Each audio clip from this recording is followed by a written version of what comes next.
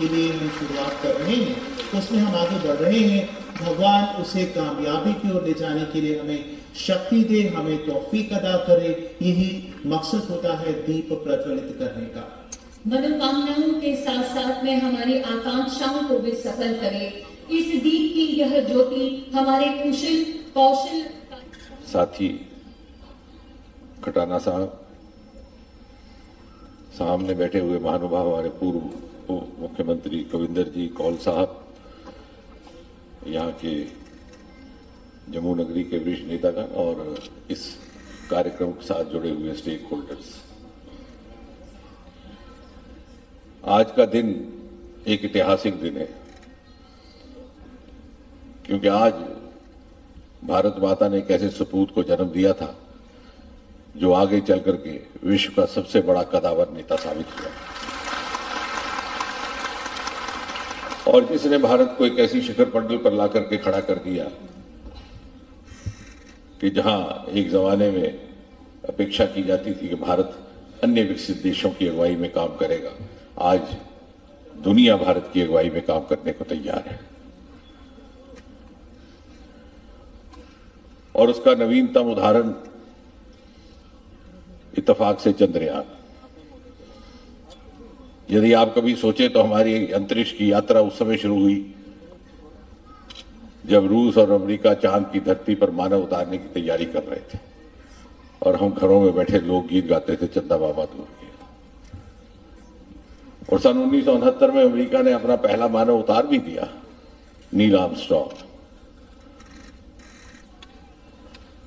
जिसने वहां पर एक टहल पूछी की बीबीसी ने उसकी फिल्म बनाई। एक बड़ा मशहूर वाकया उसने बोला जो इतिहास में चला गया कि 1 small step for man, giant step for Mankind. मैं दूसरे दिन अमेरिका से आए हुए कुछ वैज्ञानिक साथियों से कह रहा था कि नील आर्मस्ट्रांग ने उतर के टहल पोशी तो की, लेकिन वहां पर वो पानी की मौजूदगी ना दे सका। वो हमारा चंद्रयान गया और पानी के होने के साथ वो निकल गया, और दुनिया को पहली बार यह एहसास हुआ कि क्या वहां मानव जीवन भी संभव हो सकता है, H2O। और वो अनेकों ख्याल जो हमारे ख्वाबो ख्याल में रहते थे, हमारे तस्वुर का हिस्सा थे कि चांद पर क्या लोग बसते होंगे, क्या परियां नाचती होंगी, उन पहेलियों का वैज्ञानिक उत्तर ढूंढने की प्रेरणा कर दी तो चंद्रयान ने H2O के प्रमाण ला करके दिए। और जैसे कि अभी मेहर साहब कह रहे थे कि इकोनॉमी में हमने दूसरे देशों को पछाड़ दिया, कोई संदेह नहीं। हम 2014 में 10 नंबर पर थे, आज हम 5 नंबर पर। लेकिन देश के जिस भी हिस्से में जाता हूं तो इससे भी अधिक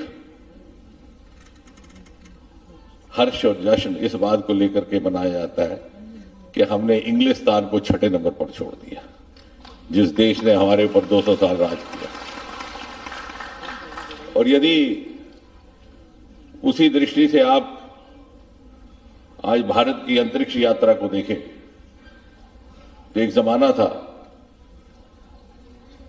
हम सोवियत यूनियन और यूनाइटेड स्टेट्स की स्पेस मिशन में हिस्सा लेने के लिए इंतजार करते।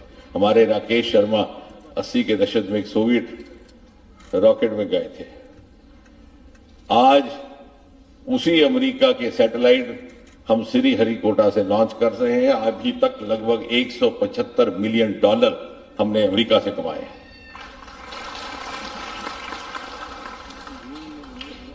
और यह संभव इसलिए हुआ कि मोदी जी ने ऐसा हमें वातावरण दिया। हमें प्रतिभा की कमी ना थी, योग्यता की कमी ना थी, आंखों में सपने भी थे, दिल में अरमान भी थे। पुराने चित्र देखिए, सारा भाई साइकिल के ऊपर ले जाते थे अपना सामान, लेकिन अभाव था तो अनुकूलता का। मोदी जी ने वो दिया। सन 2020 में उन्होंने किवाड़ खोल डाले श्रीहरिकोटा के, जहां अंदर जाना प्रतिबद्ध था। अभी आदित्य की लॉन्चिंग हुई तो 10,000 लोग, बच्चे, छात्र पंजाब से लेकर के तेलंगाना तक वहां पहुंचे। और चंद्रयान के समय 1,000 तो मीडिया कर्मी। और जब मुझे कहा गया उसकी घोषणा करने को, तो मैंने एक ही वाक्य यकायक निकला कि जिस चांद का दीदार करने को दुनिया तरसती है, आज हमने उसको छू करके अनुभव किया। ये अनुकूलता मोदी जी ने दी, प्राइवेट पार्टिसिपेशन आई, इंडस्ट्री आई, और साथ ही साथ मोदी जी ने एक और कार्यशैली को स्थापित करने का प्रयास किया है। अपनी प्राचीन परंपरा को आधुनिकता के साथ जोड़ करके एक मिश्रण तैयार करना, जो वर्तमान भारत 21वीं सदी के भारत की पहचान बने। और जब हम शिखर पटल पर खड़े हों तो केवल विकास ही हमारी पहचान ना हो, वो संस्कृति, वो सभ्यता भी हो जिसे ना कभी मिटने वाली सभ्यता कहा जाता है। उसका प्रतीक भी एक तरह से चंद्रयान, विमान का नाम चंद्रयान, जहां जाकर के वो उतरा उसका नाम शिव शक्ति, लेकिन जो वहां से चित्र भेज रहा है, सूचनाएं भेज रहा है, सबसे पहले नासा अमेरिका उसको उपलब्ध करवाता है कि उनको बहुत ज्यादा जरूरत है कि वो साउथ पोल में आज तक कोई पहुंचा नहीं। उसी कार्यशैली, उसी विचार, उसी भाव को लेकर के आज का ये कार्यक्रम भी जोड़ता है। किस तरह से पुरानी परंपरा को आधुनिकता से जोड़ना, ट्रेडिशनल नॉलेज, परंपरागत ज्ञान को आज की कटिंग एज टेक्नोलॉजी के साथ जोड़ करके किस प्रकार हम जहां एक समय विश्व के दूसरे देशों के साथ स्पर्धा कर सके, वहां साथ ही साथ हमारा एक्सक्लूसिव एसेट वो परंपरा जो उनके पास नहीं है, अर्थात हम उनके साथ उनकी कला में भी स्पर्धा करते हैं और साथ ही साथ अपनी भुलाई हुई कला को भी उसके साथ जोड़ करके एक नया किस्म का मिश्रण तैयार करते हैं। और इसलिए आज का दिन एक ऐसा दिन कि आजाद हिंदुस्तान की विकास यात्रा में एक नई परिभाषा लिखी जा रही है। वो परिभाषा है विश्वकर्मा कर्मयोगी। समाज का ये वो वर्ग जो पीढ़ी दर पीढ़ी अपने हाथ की कला, अपनी उंगलियों के हुनर से अपनी भी जीविका कमाते रहे, समाज की सेवा भी करते रहे, लेकिन जाने अनजाने में शायद उनको भी एहसास ना हो। तो इकबाल ने जिस कहा कि जो हस्ती मिटती नहीं हमारी, उस ना मिटने वाली हस्ती को, तहजीब को जिंदा रखने का भी काम उन्होंने ही किया। तो इसलिए ये वो वर्ग है जो नमन के काबिल भी है, जो पूजनीय भी है, जो हमारे विकास का एक अहम हिस्सा होने के साथ साथ हमारी तहजीब की रूह रवा भी है। और ये चिंता अगर इसकी करनी थी तो शायद मोदी जी के द्वारा ही हो सकती थी। आज तक इस तरफ किसी ने कभी ध्यान नहीं दिया। लेकिन एक बात साथ साथ ये भी सिद्ध होती है, मोदी जी ने 26 मई 2014 को प्रधानमंत्री के रूप में कार्यभार संभालते ही आरंभिक दिनों में एक वक्तव्य दिया था कि मेरी सरकार गरीब को समर्पित। ये सरकार उन समाज के वर्गों को समर्पित रहेगी जो कहीं ना कहीं पिछली सरकारों की प्राथमिकता से छूट गए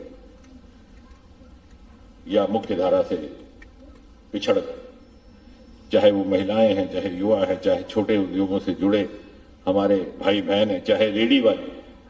और आप मुड़ के देखें तो जैसे अंग्रेजी में कहते हैं कि इस सरकार और इस सरकार की टोली का एक छोटा सा सदस्य होने के नाते मैं कह सकता हूं गर्व के साथ, we have walk the talk. और आज तर्क आधारित बात करने का युग है। भाषण से कोई मुतासिर नहीं होता, वोट भी नहीं देता। हम समझते हैं कि हमने जीत लिए दिलों को, लेकिन वहां तो सीक्रेट वोटिंग होती है। और ये जो बात मैं कह रहा हूं तर्क के साथ कह रहा हूं। अगर आप महिलाओं की बात करें तो 10 करोड़ उज्ज्वला के गैस सिलेंडर गए। हमने दूर रियासी में जब लाभार्थी कार्यक्रम किया तो एक बहन आकर के कहने लगी कि मेरी दिनचर्या जिंदगी में एक जगह आकर के खड़ी हो गई थी। सुबह उठती, पहले जंगल से लकड़ी लाती, फिर वो गीली लकड़ी को सुखाती, फिर चूल्हे में फूंक मारते मारते दिन भर सांस भूल जाती, रोटी भी ठीक ना पकती और रात को सास से डांट भी पड़ जाती। आज मैं 1 घंटे में फारिग हो जाती हूं और मैंने साथ ही साथ सिलाई का काम शुरू कर दिया।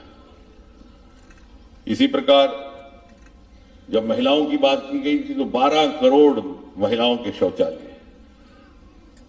उस समय मैंने उत्तर प्रदेश के चुनाव में कहा था कि ये सुविधा भी है, ये सुरक्षा भी है, ये सम्मान भी है और ये स्वास्थ्य भी है कितनी हमारी बच्चियां बीमार हो जाती थी यूरिन इन्फेक्शन, शौच नहीं कर पाती। और हमने वो देखा है खासतौर से जहां रेल की पटरियां गुजरती है छत्तीसगढ़ और झारखंड के देहाती इलाकों से, हमारी बहनें इंतजार करती थी भोर होने का, सूरज की पहली किरण आधी निकली हो आधी ना निकली हो, लोगों की आवाजाही जब शुरू ना हुई हो, रेलों में बैठे हुए लोग जब बाहर झांकने के स्थिति में न हो तो तब वो जाती थी शौच के लिए। कितना बड़ा अत्याचार करती थी अपने ऊपर और हम वो देखते रहे, सहते रहे। उसका प्रायश्चित मोदी जी ने करवाया। जहां 3.5 करोड़ घरों में पानी का जल पीने के नलके थे, आज वो बढ़कर के 12 करोड़ हो गए। आयुष्मान जैसे ऐसे बात करने लगे तो नहीं कहा, 15 करोड़ लोगों को उसका लाभ पहुंचा। और रोजगार के लिए मुद्रा जैसे, बदकिस्मती ये कि जानकारी का अभाव है।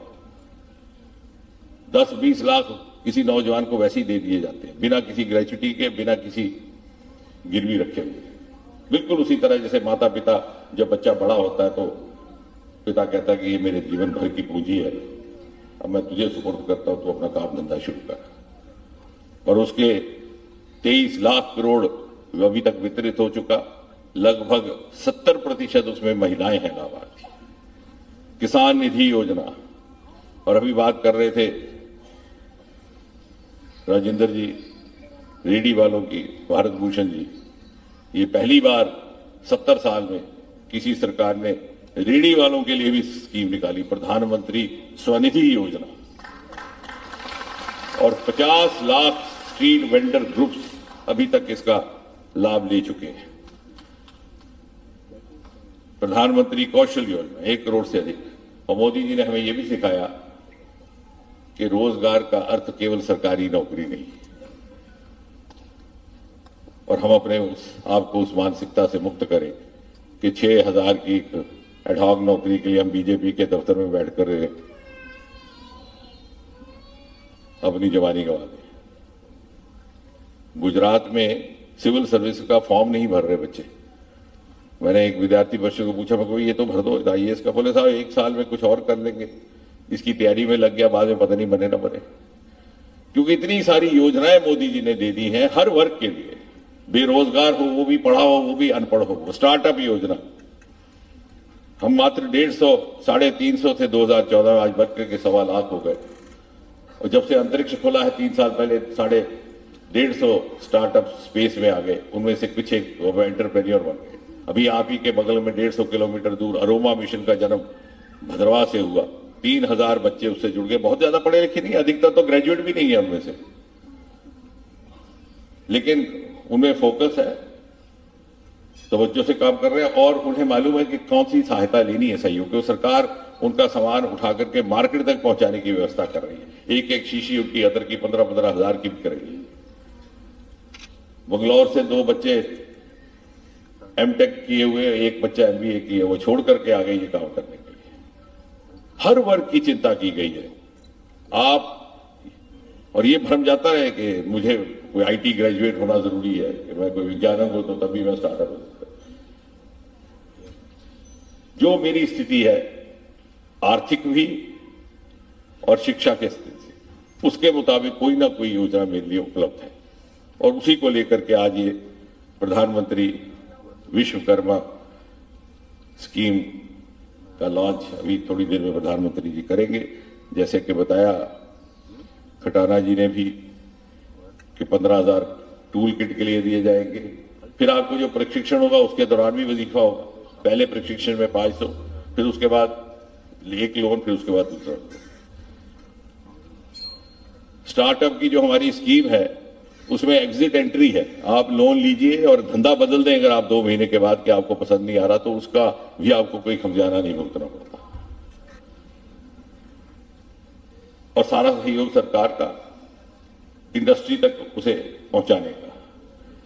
तो कहने का तात्पर्य ये कि अब वो जैसे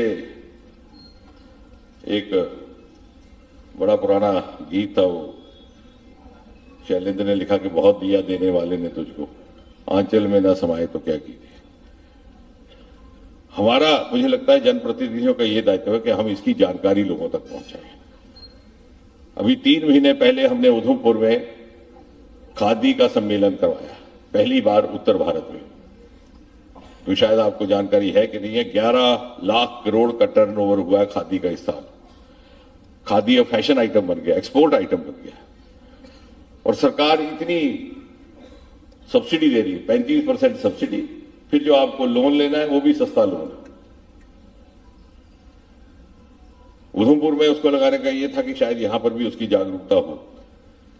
50 करोड़ रुपए की सब्सिडी वितरित हुई उस कार्यक्रम में, लेकिन उसके लाभार्थी कोई जम्मू से या उधमपुर से नहीं था, अधिकतर या घाटी से या दूसरे। तो बाद में मैंने पूछा, भाई आप क्यों नहीं आए? बोले साहब हमें मालूम नहीं है। अब कहां से मालूम करना है ये भी मालूम बात आपको देनी होगी। ये सारा कुछ इस मोबाइल पर है।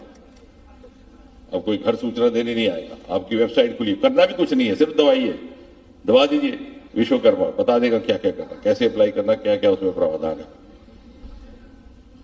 क्योंकि इस कामकाज का तरीका भी बदला और लाभ लेने का भी तरीका बदला है, और इसलिए हम थोड़ा सा जागरूकता पैदा करें। जैसे अभी भारत भूषण जी ने कहा कि सारे प्रावधान है, मुद्रा योजना को अब लगभग 6-7 साल होने लगे, यहां पर अभी भी उसका उतना ज्यादा चलन नहीं रहा। वो कैसे हो पाए उसकी भी हम थोड़ी सी चिंता करें। और भाग्यशाली हैं ये आज के लाभार्थी, आज के ये विश्वकर्मा कर्मयोगी, क्योंकि अधिकतर ये उस आयु अवस्था में है जिन्हें अगले 20-25 वर्ष भरपूर क्षमता एवं ऊर्जा के साथ राष्ट्र निर्माण में योगदान करने का अवसर रहेगा। जिसका मतलब ये हुआ कि आज से 25 वर्ष के बाद जब आजाद हिंदुस्तान अपनी 100वीं सालगिरह मनाएगा तो ये भी फख्र के साथ कह सकेंगे इस शताब्दी भारत के निर्माण में, मोदी जी के विश्व भारत के निर्माण में मेरे हाथ की कला का भी कोई योगदान रहा, मेरी उंगलियों के हुनर ने भी कुछ काम कर दिखाया, मैं भी उसका धन्यवाद।